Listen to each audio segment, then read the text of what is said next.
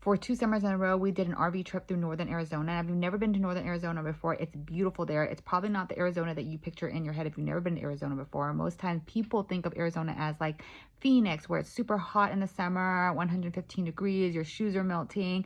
Northern Arizona is very much the opposite of that. It's in the mountains, so there's tons of trees. It's much cooler up there. There is a little bit of desert land, but there's tons to do up there, and it's really beautiful. It's just a cute little quaint little place to be. We were in kind of like the Williams, Flagstaff area, and I did a series of vlogs on basically where we stayed, what we did with our family and kids. So I'm going to attach the videos here, and if you want to skip ahead, go ahead and look down at the description and you can skip ahead to whichever videos you want to see. But here is what our RV trip was like through northern Arizona with kids.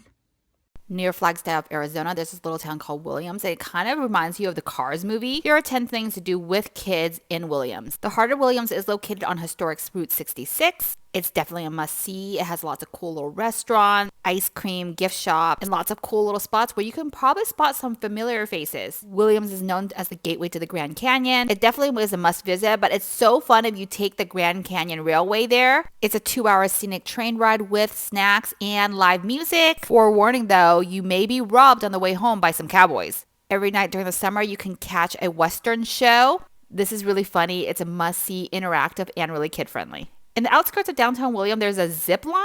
Kids can go on it. It's not super fast or scary. My kids had a blast and asked to do it again several times. If you don't visit Bearizona, you're definitely missing out. This is the #1 attraction people always ask about. It's a drive-through wildlife park, but there is also a zoo-like area where you can walk in as well. This is the Alpine roller coaster, and I definitely recommend trying it, even though I think it's pretty expensive. It's so fun, and it's just like a one-of-a-kind experience. There's also a tube park as well. Frontier Barbecues has a really cute outdoor space with tons of games for the kids. And there's also gem mining.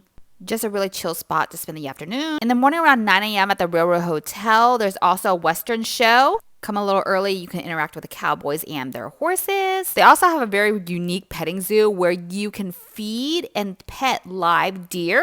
Oh my God, they're so cute. About 30 minutes up Route 64, you can also visit Bedrock City. This is a theme park that's inspired by the Flintstones. You can visit Fred's house, the schoolhouse. There's some obstacle courses as well. Williams has such a cool small town vibe, but it's also beautiful and great for the outdoor adventure person. Let me know, have you been? Have you visited any of these places and how you like it? Bye! So without fail, every time we mention the Williams Flagstaff area, the first thing people say to us is, have you been to Bearizona? So here we are, it's Bearizona.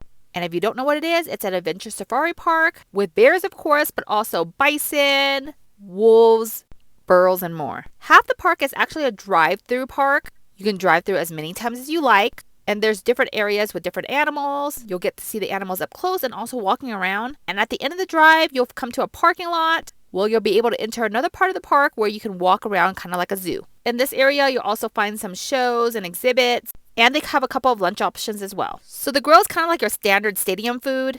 It's kind of like quick service. And on the other side of the park, there is a sit-down restaurant with a couple more food options. There's plenty of picnic tables as well, so you can bring your own food. So inside the walking section of the park, you're going to see tons of different animals. But of course, the prized possession is the grizzly bear. We were lucky enough to see one swimming in the water. It was really cute. And they seemed really close. They were especially active today, which we were very grateful. This right here was kind of like a petting zoo section with some goats. There was a donkey and a pig back there. This area belonged to the otters. They were sleeping when we came, but you might be lucky to see them swimming. There is also a viewing area underneath. And of course, you cannot leave without seeing the gift shop. There is a lot of photo opportunities here, and the gift shop is massive. We did spend a lot of time in there. That's my kid's favorite part. We're currently right now collecting magnets for each state, so they spent a lot of time at this magnet area. And if you want to spend a little bit more time here, there's also a coffee station and a cocktail station, and they do happen to be playing live music when I left. It's definitely a good half-day venture. Come visit when you're near. For a couple of nights, because we couldn't find a reservation that would allow us to stay during 4th of July, we stayed at the Canyon Motel in Williams. Motel is a very accurate description for this place. It's a very kitschy RV park, lots of little areas where you can take pictures and displays of what you would feel like is Route 66. And on paper, it has all the amenities that you need. It's backed up against the Kaibab Forest, so plenty of opportunities for exploring if you like. It also has a playground, if you want to call it that. It's basically a makeshift swing set. One of the really cool perks is that some of the cabins are actually train cars, and there is a pool. It's pretty small, it's indoor, but it gets the job done. However, the seating is super uncomfortable in here. The bathroom and the laundry is in one shared building. Bathrooms and showers are private. There's a little bench area, but not well maintained. Here's the laundry room on the other side. And I have to forewarn you, half the machines are broken or out of order. The registration office and the convenience store up front. It's open early and late, which is awesome. It has most of the items you need, plus the snacks here are super affordable for kids, like 50 cents for a fruit snack. And if you have kids like mine who thrive on snacks, you'll like that. And they had free coffee, which is always a point in my book. Across the street, there is a shared picnic area with a fire pit and a really sad area for you to play horseshoes.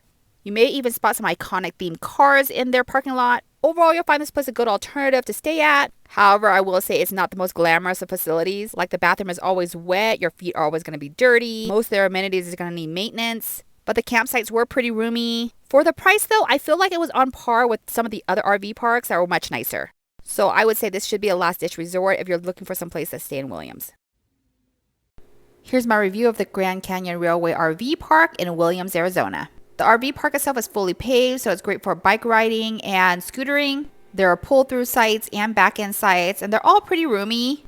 However, not much shade, but you don't really need that in Williams because it doesn't get super hot here. They have a large picnic area with a fire pit and tons of barbecues all around. You do need a key card to get into their shared amenities. It's centralized, so you don't have to walk too far from any RV site. It holds their laundry room and their bathroom. Although their bathrooms are not private bathrooms, they are the cleanest bathrooms I've ever seen at any RV park. A minor inconvenience is that most of the amenities are across the street, such as their convenience store, which is packed with most of your favorite drinks and some cute souvenirs. They also offered complimentary coffee every single day, so I took full advantage of that. Other things you can find next to the convenience store is a full playground that has a basketball court and a volleyball court and a cute little play structure for kids.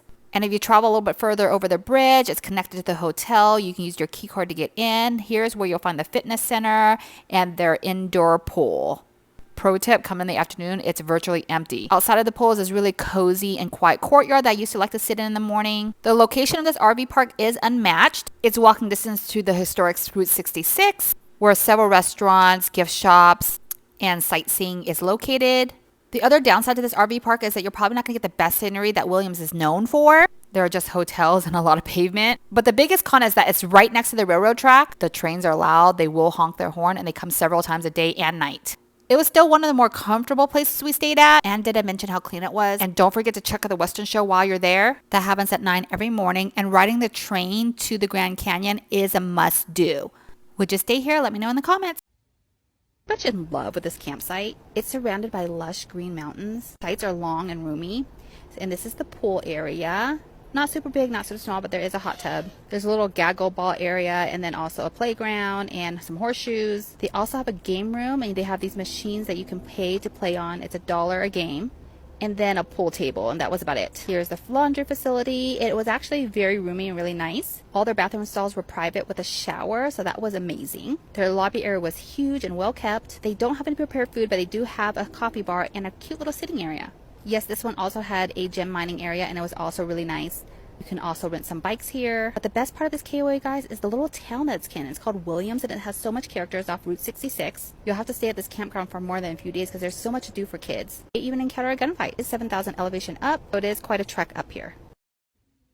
If you're traveling to the Grand Canyon, skip the bus tour and take the Grand Canyon train. Seriously, this is the best decision we ever made. We got the first class tickets and the seats are so roomy. The 2-hour and 15-minute ride, and they have cowboys walking around and musicians. Sometimes you'll spot some wild horses or some cows. They give you some history about the land and also serve you muffins, coffee, juice, and soda. But if you want something more, you can always go to the snack cart, and that is really fun because that way you can walk through the carts and it kind of feels like you're in an old Western. You can walk the whole length of the train if you want. It is actually about 1 mile long. So this is the snack area, light snacks and ice cream and drinks. They drop you off the Grand Canyon. You have to spend 3 hours there and they pick you up at 3:30. I really like the snacks on the way back. Unfortunately, some cowboys are trying to hijack our train. We pulled out all our prized possessions for them. For some reason, my kids thought getting robbed was really hilarious. Actually robbed us. They robbed you? No! They robbed! They robbed me. In northern Arizona, between Williams and Flagstaff, there is a petting zoo for deer, and you will not be disappointed if you go here because they let the deer roam free, like when you're going to the petting zoo at the state fair or something. You can buy cups of feed inside the gift shop. Warning though, if you do this, the deer will follow you around, and they are pretty aggressive. There are so many deer here. You don't have to worry about them chasing around or not having the opportunity to pet one because they all seem pretty friendly. And like I said, if you have feed, they'll just follow you around. I mean, look at the spots on this one. So pretty. She's a cutie pie. My son held onto his feet the longest. Me and my daughter gave up probably in like the first 5 minutes. But don't worry, there's more. After you're done feeding the deer, walk around the trail out back as they also have lots of other animals you can visit, including birds, a camel, reindeer, and more. We went here during the summer of last year. While northern Arizona is known for having cooler weather than southern Arizona, it was a pretty hot day, so make sure that you bring lots of water with you. I do think this is a must visit if you're in the area. It's just a cool little place to visit. Put it on your bucket list, and don't forget to visit the gift shop. Bye! Spend 4th of July with us in Flagstaff, Arizona. In the morning, we went to this place called Bearizona, which is kind of like a drive-through wildlife park. You can see all types of animals from the region, including bears. There's also an area that you can park and then walk around as well. There's several animals exhibits inside the park, including a gift shop, a bird show, and food and beverage stands. The bears were really active that day when we went. After that, we went to downtown Williams and watched their parade. Lots of fun things for kids to see, including horses, fire trucks, and if it gets a little bit too hot, one of the floats might actually spray you with some water guns. And then later that night, we drove into Flagstaff, where we went to this like 4th of July fair. There were some games and food trucks, but to be honest, I don't know if I would go again. The line was so long, but we went mostly for this light show because they're not allowed to have fireworks in the area. The light show area was pretty packed. And it turns out the light show from the parking lot was actually better than the show where all the crowd was. Just because you can see the whole show from the parking lot, and it was far less crowded too. Yeah, that was our 4th of July. How was yours? Would you believe this indoor playground is completely free? It's called the Park Collective in Prescott, Arizona. The playground portion of this park is completely free. And can I tell you, as a former indoor playground owner, I've always wanted to own a playground like this. So how do they make money, you ask? Well, there's a really cute little coffee shop that's attached to this playground. There you can get coffee and small snacks. Honestly, that's my favorite type of indoor playground, places with coffee. This was their mocha and it was delicious. The other thing I noticed they do is they do a preschool, summer camp, and birthday parties, which is smart because they're leading into the areas that are actually most profitable. So let me show you around a bit more. This is the infant area, and this is the bigger kid area. I love the theming of their playground. It kind of feels like you're in a rainforest. And one of the things I really love about these jungle gym setups is that there's not a lot of extra things you have to pick up or sanitize. Did you see that zip line though? And there's a lot of areas for you to sit and enjoy your coffee. And honestly, if you want an easy peasy day, you can just bring your own stuff. It was about 95 degrees today in Prescott, so it was a quite popular destination. Let me know if you would visit if you came into town. If you find yourself in Prescott Valley for a day, here's what you can do for under $100. In the morning, go to this completely free indoor playground. Yes, I said completely free. You do not have to spend any money here if you don't want to. If you want to come already full bellied and coffee fueled and just allow your kids to take their wiggles out in the morning, this is perfect for that. However, it is attached to a coffee shop and you can come here and get your coffee on and some light breakfast. After, head over to Mountain View Park and try out their aquaplex. It's only $2 for entry. It's a saltwater pool. There's a splash garden, and the pool's not super deep too, so perfect for kids. For lunch, try out their snack bar. It's super reasonably priced. You can get a meal for the whole family for like under $10. And then after that, head on over to Full Swing. This is a batting cage and arcade area. They have several arcade machines and a trampoline, but the highlight is definitely their batting cage. It's actually a super unique batting cage. Each lane can spit softballs or baseballs. The machine takes tokens and then you set your speed and you can adjust it up or down. 2 tokens is 20 pitches. I bought about 20 tokens. I think I used about 10 tokens. And no worries if you don't use all your tokens. If you have some left over, you can use them on the arcade machines. They have ones to play golf, to shoot baskets, and this one was a 4-way hockey game. You can also use it towards snacks to the snack bar. They have ice cream, they have nachos. This place is super affordable. I spent about $20 here. And then for dinner, there's tons of nearby chain restaurants that you're probably familiar with. And that's it, a day in Prescott Valley. Up next for my batting cage review series is Full Swing in Prescott, Arizona. Again, these are the categories I'm rating on. Each batting cage can get up to 30 points. It's actually in a really great location, close to a lot of restaurants and things to do. It is indoors, but there is no AC. However, they only have 5 lanes, but it wasn't super busy when we went. And once you choose a lane, that lane is yours if you choose to share it or not. You do not have to make a reservation. You can go at any time they're open, and prices are super reasonable. For $2, you can get 20 pitches. I spent $20 on tokens here, and I still didn't use all of them. However, they don't have a website, but they are active on social media. I did give them 1 point even though there wasn't information on their website regarding pricing, just because their hours are consistent and I didn't have to contact anybody. Now, their pitching machine is kind of unique. So you put the tokens into this box right here, and then you're going to select baseball or softball and the speed you want it to go at. And you can also adjust the ball up or down. The ball shoot out from the middle here, and then once you hit the ball in, it rolls into the pit and you don't have to pick anything up. They do offer bats and helmets if you do not bring your own. There is a pitching mound and a soft toss area where you can do tee work, but it is outside. I didn't take footage of it, but it's outside in those large garage door areas. And honestly, it's Arizona, so it was too hot to be out there. They do not personally offer classes or clinics here, but they do refer you to coaches. And if you don't use all your tokens in the cage, you can also use it on any of the arcade machines. They also have a really well-stocked snack bar. Overall, this rated 17 out of 30. Definitely a cool little batting cage and kind of a neat area to spend an afternoon. And if you're looking to have a birthday party, they do that too. The 14th day of our trip, we stayed at the KOA Flaggstaff. Both KOAs that we stayed at in the Grand Canyon, we loved. How cute is this playground? I've been to 8 different campsites, guys, and this one is by far the cutest one. It is kind of close to the main street though, so if you have little ones, make sure you watch them. Flagstaff KOA has the best of both worlds. It's off a main street that has Dunkin' Donuts and Starbucks and a mall. It's the only one we went to that didn't have a pool thus far, but it did have a real jumping pillow. Campsite, guys, is amazing for bike riding because of all the downhill trails. Here is the laundry room. It's also nestled against a forest, so you get a really awesome walking trail in the back. Also, they serve breakfast daily at the Pine Tree Cafe. Here's the menu. It's almost not needed because there's a Circle K across the street and tons of other places to eat as well. It's nice that they offer it, especially if you're not leaving the campsite. We've got a premium site for our last leg, so here's us roasting s'mores. The kids really enjoyed that. See that smile? I will say the roadways are really narrow. The campsite was big and packed. So if you're looking for a quieter experience, you should go to the Williams one. Overall, we really like this part of Arizona. Today I'm reviewing Shortstop in Flagstaff, Arizona. This is my series where I rate all the batting cages we've ever visited. Each facility can rate up to 30 points. The higher the rating, the better it is. I'm rating them based on this criteria. Break down this criteria in another video. This is one of the first 2 we've ever visited, so the footage is not going to be that great. However, it is in an easy to find location. It is in a big warehouse, but there is no AC. They have about 7 tunnels and 1 pitching tunnel. You do not need an appointment. You can drop by anytime. They have staff working the front desk so you can get in right away. Their prices are moderate. You don't get a lot of time in the cage, but you do get a lot of pitches. For 135 pitches, it's $12. That's about 15 minutes. They also provide softball pitching machines. Their website is simple, easy to use, easy to read. Pricing info is directly on their website. And because their website is super thorough, I didn't have to contact anybody, so that's a plus. Each cage rental is private, so you do not have to share it with anybody else. And they have 7 Iron Mike pitching machines, 2 of them at the 35-40 speed for youth baseball. Super easy to use, just turn the on-off switch outside the cage. You do have to pick up the balls afterwards and reload the machine.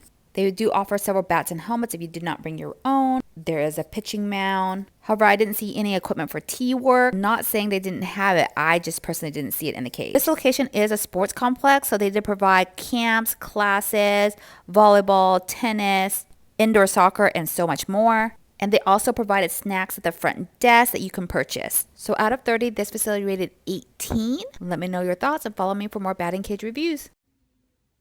Up the 64 between Williams and the Grand Canyon is an RV park called Raptor Ranch. Now this campground is supposed to mimic like you're living in a prehistoric village because it's home to Bedrock City, which features the homes of the Flintstones. If you're staying on the campground, you get entry to this park for free. You can explore Fred's home, sit in their cars, go down slides. There's so much more, but I can do another vlog on this later. Although it's located between a few different gas stations across the street from one hotel, there is a convenience store on the property that holds basically all your favorite drinks and a little cafe that serves like sandwiches and pizza. So here's the campground itself. The sites are not too bad. There is one centralized bathroom that you do have to share.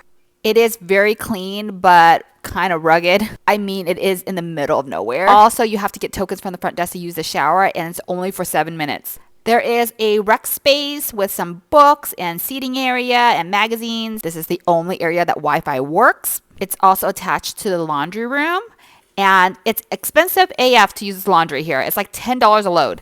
However, the scenery is pretty nice. There was a fire going on in the distance when we were there. They have dump stations on site, but not every site has full hookup. Instead, they have this thing called a full service septic tank pump. They come to your site once a week and pump your septic tank. In the morning before the cafe opens, you can visit the food truck up front. They have like breakfast tamales and of course an array of coffee drinks. If you didn't do a video of your drink, did you even have one? I would say the biggest con for this campsite is that it is kind of far away from everything. If you're used to more luxurious campsites, it might not be for you. But the view is really nice and it's super peaceful. In between reservations, we had to find a campground where we could stay a couple days. And this one came up on Hip Camp. It's called Ethel's Hideaway. Now, if you're looking for a no fuss, no muss campground, this is the one for you. There are soaring field and mountain views for miles away. The slots were long and narrow. There's water and electric hookups, but no sewer. Now, this is advertised as a campground plus a horse stall venue. So if you're traveling with your horses, it's a great place to stop. The owner owns all 11 acres, so there's cows and horses and tons of miles of hiking. You have plenty of room to run around and spread out. It kind of works on an honor system. You self-check-in and you self-check-out. There are no bathrooms. There is a small porta potty, but I didn't use it. It's a great place to stop on by while you're traveling through, but I definitely wouldn't stay here more than 2 days. However, it is close to some cool activities like the Jackson Reservoir is only a mile away, and then you can also visit the sand caves, and it's sandwiched in between 2 cities, so that way you can explore both. It's a good place for some quiet and to escape for a few days, but we're on to something new. Thanks for this day. Bye. Hopefully you enjoyed all the vlogs. If you like this video, make sure you subscribe so that way you can keep up on more travel videos. Bye!